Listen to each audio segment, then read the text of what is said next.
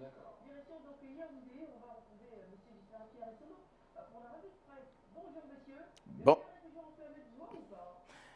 Bonjour Thierry Carole, bonjour Soflane, soyez-en tranquille. Eh bien, notre cœur est toujours enflammé de joie. Question de vous accueillir à Yaoundé, la cité capitale du Cameroun. Vous et nos millions de téléspectateurs, ceux du Cameroun et du monde entier, qui sont tous chargés, faute d'informations. Bienvenue donc à cet exercice. En tout cas, vous êtes les bienvenus dans la cité capitale Yaoundé. Ceci n'est d'ailleurs pas un engagement critique aux yeux du quotidien camerounais à Capitaux Public Cameroun Tribune dans sa livraison de ce mercredi, à savoir que le gouvernement de la République a pris un nouveau souffle là-bas du côté de Douala, la capitale économique du Cameroun, à l'effet d'accélérer les modalités qui doivent permettre au pays de Paul Biya, le Cameroun, d'atteindre d'ici à 2035 l'émergence tant escondée. C'est d'ailleurs ce qu'on peut retenir entre autres du Cameroun Business Forum qui vient de s'achever du côté de Douala, estime Cameroun Tribune, en guise de conclusion. Et pour ce qui est justement des autres affaires dites Camto et ou même de la crise anglophone, cela joue d'ailleurs les prolongations à propos de cette finalement visite de travail que vient d'effectuer au Cameroun Tibor Peter Nagy, du nom du sous-secrétaire d'État américain chargé des affaires africaines. Et pour le journal ce matin, le ministre de la Communication René Emmanuel Sadi a été convaincant au terme d'un entretien à une radio internationale, RFI pour ne pas la nommer. Eh bien, le ministre camerounais en charge de la communication a conduit toutes les allégations faisant état de ce que le professeur Maurice Kamto et les autres étaient des prisonniers politiques. Il a aussi expliqué le déroulé de la procédure judiciaire, justement pour dire que le Cameroun va avec des procédures qui répondent à un certain nombre de textes, les lois et les règlements en vigueur sur l'ensemble du territoire camerounais. Et à propos de la vie judiciaire encore, c'est le quotidien Mutation, le journal de Georges-Alain Boyomo, le journal de la rue de l'aéroport, tout aussi disponible ce matin, qui rappelle qu'il ne faut pas oublier ceux qui sont en prison. Il faut également avoir une pensée pour ceux-là. Ils sont avant et après tout des enfants de ce pays. Mais on a oublié probablement Gervais Mendoza qui a été condamné à 20 ans d'emprisonnement ferme, 18 pour Polycarpe Ababa, autant pour Akonese. C'est un peu pour faire le point des condamnations au tribunal criminel spécial, le TCS, de ces grandes figures de la vie sociopolitique qui ont quelque peu été oubliées à Kondengui, du nom de la célèbre prison à la fois centrale et principale de Yaoundé au Cameroun. Carnet de justice aussi avec l'hebdomadaire Repère qui parle aussi de cette visite que vient d'effectuer au Cameroun Tibor Nagy Peter, du nom du sous-secrétaire d'État américain en charge des affaires africaines. Eh bien, à l'issue de cette visite-là, certains Camerounais n'ont pas eu la réponse à leurs préoccupations. Ils avaient annoncé le concerné comme étant un Zoro qui devait venir avec un engin pour délivrer donc Maurice Kamto et autres prisonniers depuis quelque temps maintenant en prison au Cameroun justement. Eh bien, il n'en a été rien. Paul Biya a joué de la persuasion. Aussi, le journal insiste-t-il sur le sens de la persuasion du chef de l'État camerounais pour parler justement de repères ce matin. D'ailleurs, vous allez le voir, l'hebdomadaire Essingan, tout aussi en kiosque ce mercredi, fait bien de signaler que pour en arriver à construire cette opinion à la fois nationale et internationale, eh bien, des personnalités, des personnes camerounaises ont été mises à contribution, comme pour parler des complicités internes au sein de l'appareil gouvernant au Cameroun, ici d'ailleurs en photo pour illustrer justement quelques-unes de ces personnalités vues par le journal Essingan. Et selon le journal, ces personnes-là étaient commises pour protéger celui que le ministre de la Communication, René Emmanuel Sadi, ne veut pas donner un statut d'alter ego avec le président de la République du Cameroun, Paul Biya. Le quotidien est également en kiosque ce mercredi. Il note qu'à l'issue de l'audience que le président de la République a accordée justement à Peter Nagy, eh bien, il y a désormais c'est désormais clair, il y a des relations au beau fixe entre le Cameroun et les États-Unis d'Amérique, entre Washington, la capitale américaine, et Yaoundé, la capitale gabonaise. Et officiellement, les relations sont au beau fixe, les États-Unis d'Amérique ayant un peu plus d'intérêt pour ce qui est justement du business. Et pour le journal Prospective Nouvelle de Jean-Baptiste Biaye, tout aussi en kiosque ce matin, il n'y a rien à faire. Paul Biya a mangé Peter Nagy dans la sauce. C'est d'ailleurs un concept d'information blanche à la camerounaise qui signifie simplement dominer, convaincre et vaincre, que donc à la lecture de Prospective Nouvelle ce matin. Paul Biya a vaincu les Américains au Palais de l'Unité. Il a restitué la donne et la norme en matière de diplomatie, d'où donc la rectitude qui s'est opérée à partir de cette audience au Palais de l'Unité. C'est ici même à étudier. L'épervier de ce matin, c'est-à-dire le journal de Léopold Kovis-Ndjo, n'en dit pas moins. Paul Biya est fort, trop fort même, pour ne pas hypnotiser le seul sous-secrétaire d'État américain en charge des affaires africaine que dans la crise anglophone et même le cas Camto, tout cela aurait été évoqué, mais officiellement, le diplomate a curieusement rangé sa langue, constate le quotidien L'Épervier, édition de ce mercredi. Et dans le même temps, le journal signale toutes les garanties que donne justement le ministre Paul Atanga-Nji en charge de l'administration territoriale. C'est là en faveur des futurs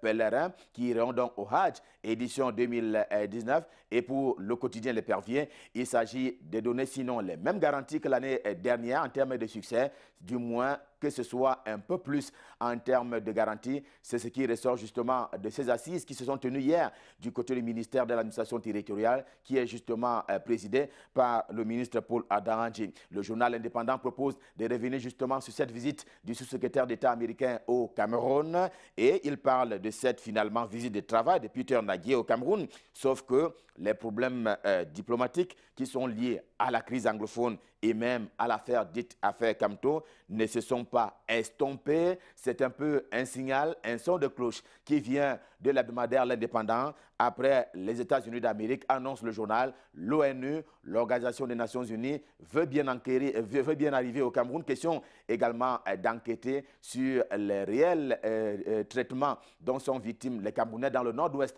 et le sud-ouest camerounais, que donc après les États-Unis d'Amérique, eh bien l'ONU arrive également question d'enquêter au Cameroun, lequel indépendant n'a pas fait de travail en commun.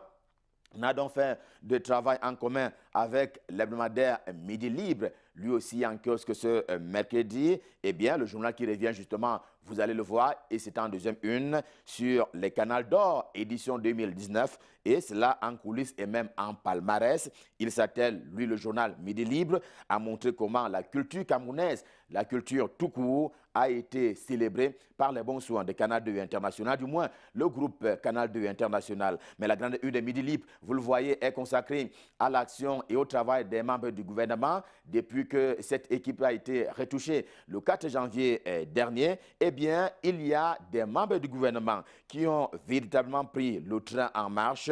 Ils sont au travail, dit-il, à l'image justement du Premier ministre chef du gouvernement lui-même, Joseph John Ngouté, à l'image de Jules Doré Ndongo qui est en charge de la faune et des flores, ou même à l'image de Manaouda Malachi, le ministre camerounais en charge de la santé publique. En économie ce matin, c'est le quotidien L'économie justement qui fait savoir que la Banque mondiale, la BM, on l'appelle ainsi affectueusement au Cameroun, a mis d'ailleurs de l'argent à la disposition du Cameroun, le pays de Paul Biya, mais que, hélas, certains départements ministériels ont du mal à y accéder, faute des techniques justement de décaissement, et c'est bien là le problème. Et c'est le cas de le signaler avec le journal Le Soir ce matin. Ça va mal, ça va très mal d'ailleurs. Dans les caisses de la commune d'arrondissement de Yaoundé 6e, c'est donc ce dont parle le journal Le Soir ce matin, et selon lui, la mairie est quelque peu en faillite car il y a eu exagération de coûts festifs, estime le journal.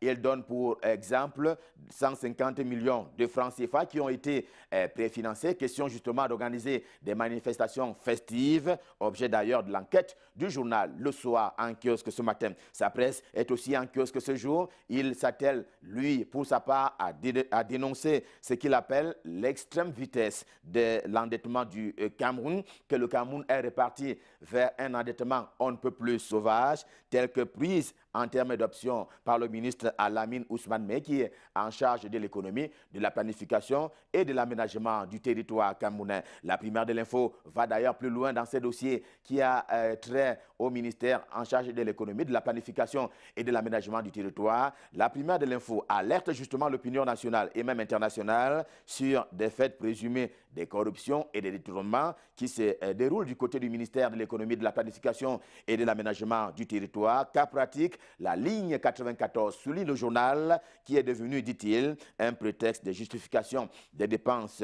Et justement, au sein de ce département ministériel, Médias et Ambition est également en kiosque ce mercredi. Il n'en fait pas cas, il ne fait pas cas de cette question des présumés détournements au ministère de l'économie, de la planification et de l'aménagement du territoire. Il n'en fait pas cas, il se contente au contraire d'annoncer la reconduction à leur perchoir de Kavaye Djibril et de Marcel Nyandi Fenji, respectivement à la tête de l'Assemblée nationale et du Sénat camerounais. En tout cas, le Parlement camerounais a vu être reconduit les deux présidents de ces chambres, l'une étant basse et l'autre étant haute. Et par ces temps d'attente du Hajj édition 2019, c'est bon pour le moral que de rappeler avec le journal L'Orphelin tout aussi en kiosque ce matin les mesures de sécurité qui ont été prises. On en parlait tout à l'heure par le ministre Paul Atangandji en charge de l'administration territoriale. C'est là en faveur des pèlerins camerounais. Paul Atangandji qui veut justement que la présente édition, l'édition 2019, connaissent le même succès qu'en 2018.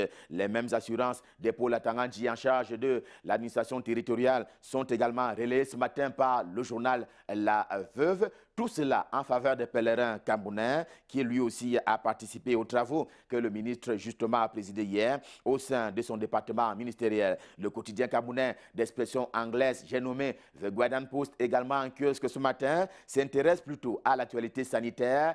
Actualité sanitaire, mais à Yaoundé, la cité capitale du Cameroun. Et il semble tirer donc l'attention de tous et de chacun sur des cas ou alors un cas de choléra qui a donc été détecté dans un hôpital de Yaoundé. C'est un peu le signal d'alarme que propose le quotidien camerounais d'expression anglaise, The Guardian Post, dans sa livraison de ce mercredi. Ce qui pourrait d'ailleurs compliquer davantage la vie des Yaoundéens, une vie déjà un peu trop compliquée, un peu trop cher, au dire du quotidien bleu. C'est le jour du jour, le journal d'Aman Mana, le journal qui a donc recensé tous ces faits qui participent à rendre plus cher la vie des Camerounais depuis le 1er janvier 2019. Et il en donne des exemples. C'est le cas du riz, du poisson, du sucre, de la viande et, bien entendu, celui de la bière, eh bien, des prix qui ont royalement été revus à la hausse et désormais qui coûtent plus cher au Cameroun. Eh bien, le journal estime que les citoyens n'avaient pas prévu cela. La hausse qui est généralisée, c'est un concept qui est utilisé par le quotidien bleu, la hausse généralisée des prix des produits de grande consommation, tels que justement le marché l'indique à ce jour. C'est donc une vie un peu plus chère pour les Camerounais en 2019. Et puis, il y a cette déclaration de Samuel Eto'o qui fait d'ailleurs la deuxième une du quotidien bleu le jour du jour. Samuel Eto'o qui dessine déjà son avenir. Le footballeur dit vouloir rester et achever sa vie dans le football. Par exemple, coach des Lions indomptables du Cameroun, président de la Confédération africaine de football, la CAF, et pourquoi pas président de l'Africa Foot, la Fédération camerounaise de football. D'ailleurs, Défi Actuel est rentré dans les confidences du très grand footballeur camerounais, Samuel Eto'o justement, qui fait la une de Défi Actuel édition de ce jour. Et le Fils de l'homme envisage-t-il une carrière en beauté comme encadreur de football? Quelle est véritablement sa vision pour le football du Cameroun, d'Afrique et du monde entier? Qui sont ses épigones en matière de football? Réponse complète dans Défi Actuel ce matin, qui est donc dans les confidences de Samuel Eto'o, on va dire comme jamais. Et avec ces confidences de Samuel Eto'o dans Défi Actuel, stop fin pour la revue de presse Made in Yaoundé édition de ce mercredi. Le cœur enflammé de joie, nous vous avons servi et on prend rendez-vous pour demain quand il sera 7h pour le même exercice et ce sera toujours avec beaucoup de bonheur. Pour le moment, je m'en vais retrouver immédiatement ipso facto Michael Cheptio du côté des Douala pour la suite et la fin de la revue de presse. Bonjour Michael, c'est à vous à Douala.